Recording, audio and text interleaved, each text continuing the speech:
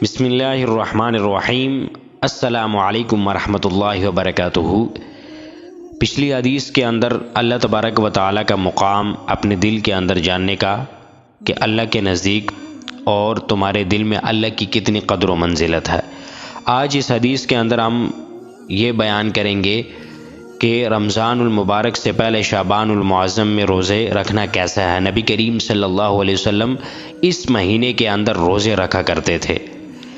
چنانچہ حضرت عائشہ صدیقہ رضی اللہ عنہا فرماتی ہیں کہ ما رأیت رسول اللہ صلی اللہ علیہ وسلم استکمل صیام شہر قط لا رمضان وما رأیتہ فی شہر اکثر منہ صیام فی شعبان، یعنی میں نے کبھی نہیں دیکھا کہ رسول اللہ صلی اللہ علیہ وسلم نے پورے اہتمام کے ساتھ رمضان المبارک کے علاوہ کسی پورے مہینے کے روزے رکھے ہوں، اور میں نے نہیں دیکھا کہ آپ علیہ الصلوۃ والسلام کسی مہینے میں شعبان سے زیادہ نفلی روزے رکھتے ہوں۔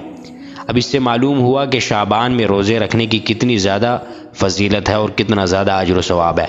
ایک اور حدیث میں آپ فرماتی ہیں حضرت عائشہ، کان احب الشہور الی رسول اللہ صلی اللہ علیہ وسلم ان یصومہ شعبان ثم یسرہ برمضان۔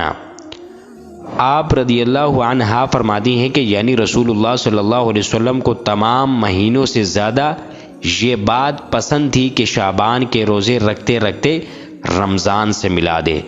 اب ان احادیث سے یہ بات معلوم ہوئی کہ شعبان المعظم میں روزے رکھنا کتنا اجر و ثواب کا کام ہے۔